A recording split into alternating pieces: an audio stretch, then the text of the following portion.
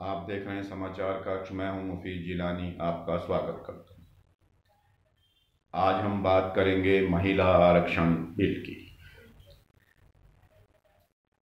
19 सितंबर 2023 को लोकसभा में नए संसद भवन में महिला आरक्षण बिल पेश हुआ। आपको मालूम है कि ये बिल महिलाओं को राजनीतिक में सत्ता में भागीदारी के लिए पेश किया गया है।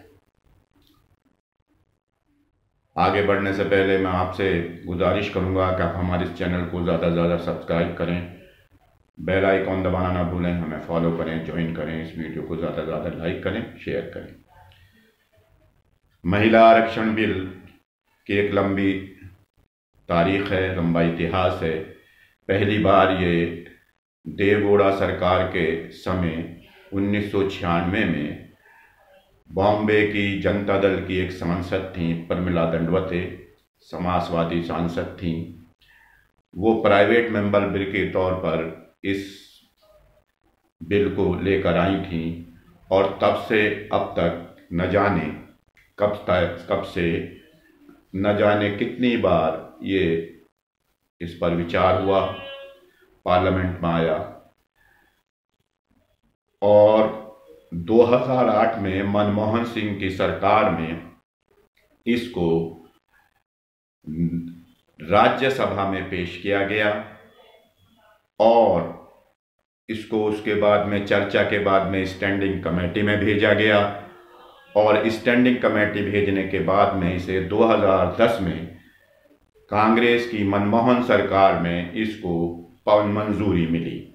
उस टाइम जो सोशलिस्ट विचारधारा के लोग थे, उन्होंने कुछ इसमें जो यूपीए के घटक दल भी थे, सरकार में शामिल भी थे, सरकार के समर्थक भी थे, उन्होंने हालांकि इसका विरोध किया कि इसमें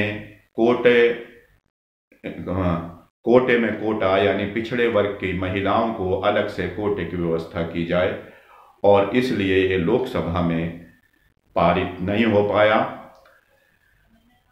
लेकिन राज्यसभा में उस टाइम पारित हो गया था।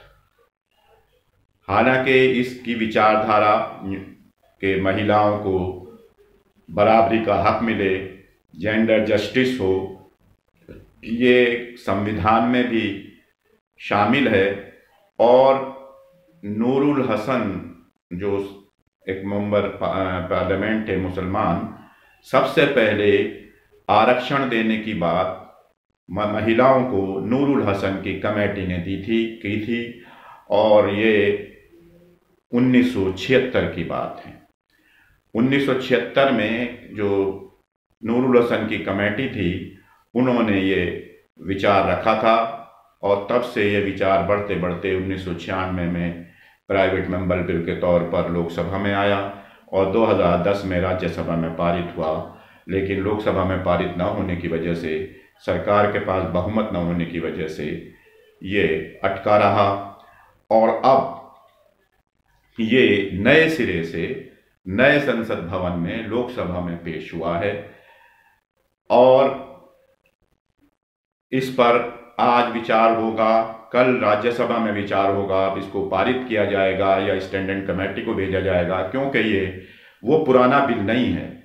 सरकार ने इसमें अपनी ये दिखाने के लिए कि ये मोदी जी ने किया है, मोदी जी महिलाओं के हितैषी हैं, तो मोदी जी के का वो श्रेय लेने के लिए इस बिल को नए सिरे से पेश किया गया है। और अगर ये बिल राज्यसभा वाला जो राज्यसभा में से पारित था, और इसलिए राज्यसभा में 2010 में पारित कराया गया था कि राज्यसभा में जो बिल पारित होता है वो मरता नहीं है, यानी वो समाप्त नहीं होता है, वो जिंदा रहता है। इसलिए अगर वो राज्यसभा वाला बिल पारित हो जाता लोकसभा में जाकर, तो ये अभी इसकी जो फायदा था, अभी इसका जो फायदा था वो महिलाओं को मिलने लगता। लेकिन अब सवाल ये उठने लगा है कि जिस तरह से इस बिल को पेश किया गया है जिस पर आज चर्चा लोकसभा में होगी, 7 घंटे की चर्चा रखी गई है, इसमें कई चीजें, कई हर्डल इसमें आ गए हैं।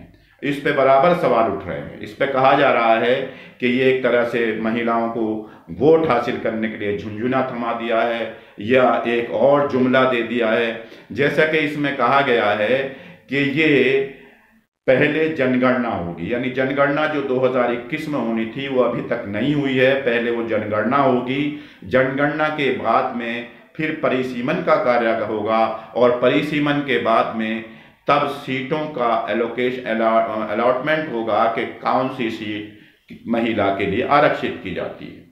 इसके अलावा इसमें व्यवस्था की गई है कि ये आरक्षण 15 साल तक रहेगा, और 15 साल के बाद में फिर विचार किया जाएगा कि इसको आगे बढ़ाना है या नहीं बढ़ाना है।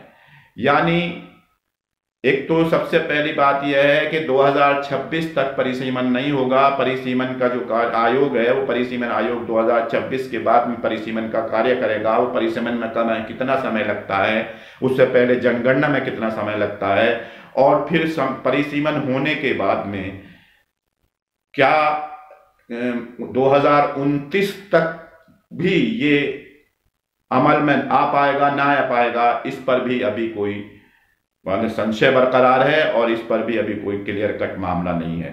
उसकी एक वजह और भी है, जो इसमें एक अड़चन और भी है, कि साउथ के स्टेट्स में जनसंख्या नियंत्रण का बहुत अच्छा काम किया गया है। तो साउथ के जो स्टेट्स हैं वो ये कह रहे हैं कि अगर हमने जनसंख्या को नियंत्रण किया है तो इसका खमियाजा हमें क्या ये भुगतना पड़ेगा कि हमारी सीटें कम कर दी जाएंगी परिसीमन में। क्योंकि उत्तर या कि जो उत्तर प्रदेश है, बिहार है, या ये यहाँ के इधर मध्य प्रदेश है, या इस तरह के जो स्टेट हैं, इनमें जनसंख्या नियंत्रण का इतना अच्छा काम नहीं हुआ है। तो यहाँ पर संख्या बढ़ गई है, और संख्या के हिसाब से अगर सीटें की गई तो साउथ में, तमिलनाडु में 10 सीटें कम हो जाएंगी, और दूसरी जगह, दूसरी जो रियासत हैं, कर्नाटक, केरल है, वहाँ पर सीटें कम हो जाएंगी, और सीटें इधर बढ़ जाएंगी, बिहार में बढ़ जाएंगी, यूपी में बढ़ जाएंगी। तो इसका फायदा उत्तर के लोगों को हो जाएगा। तो ये साउथ और नॉर्थ का भी एक झगड़ा इस बिल के बाद में पैदा होने जा रहा है, और परिसीमन आयोग के बाद। तो ये एक तरह से कहा यह जा रहा है कि ये अभी प्रधानमंत्री नरेंद्र मोदी ने, क्योंकि उनको एक मुद्दा चाहिए था 2024 के चुनाव में जाने के लिए, क्योंकि इंडिया गठबंधन जब से बना है, इंडिया गठबंधन बनने के बाद में वो एक तरह से अपने को 2024 में उतना फ्रीली चुनाव में जाने के लिए अपने को इतना आसान महसूस नहीं कर रहे थे, और वो ये नहीं सोच पा रहे थे किस मुद्दे को लेकर जाएं, क्योंकि जो भी वो इंडिया पर अटैक करते थे वो उल्टा पड़ जाता था। अब वो ये कह सकेंगे कि देखिए हम महिलाओं के इतने हसी हैं, महिलाओं के लिए हम क्या कर रहे हैं, नई संसद भवन हमने शुरू किया तो सबसे पहला काम महिलाओं के लिए किया। जबकि ये एक तरह से अभी महिलाओं को कोई फायदा नहीं मिलना है। जो भी फायदा हासिल करने की कोशिश की जा रही है, प्रधानमंत्री नरेंद्र मोदी या भारतीय जनता पार्टी अपना फायदा हासिल करने के लिए इस बिल को लाई है, यही है। और इसको ये कहा जा सकता है कि women reservation bill without reservation, यानी अभी की स्थिति यह है कि ये वुमेन रिजर्वेशन बिल जो है अभी विदाउट रिजर्वेशन है। अभी इसमें बहुत से पेच हो सकते हैं। अब देखना यह है कि आज की चर्चा के बाद, कल की चर्चा के बाद क्या रूप आता है, क्या स्टैंडिंग कमेटी जाता है या ऐसे ही इसको पारित कर जाता है। मैं मुफीद जिलानी आपसे इजाज़त चाहता हूँ, और उम्मीद करता हूँ कि हम हमारे इस चैनल को ज़्यादा से ज़्यादा सब्सक्राइब करेंगे, बेल आइकन दबाना ना भूलें, फॉलो करें, ज्वाइन करें। शुक्रिया।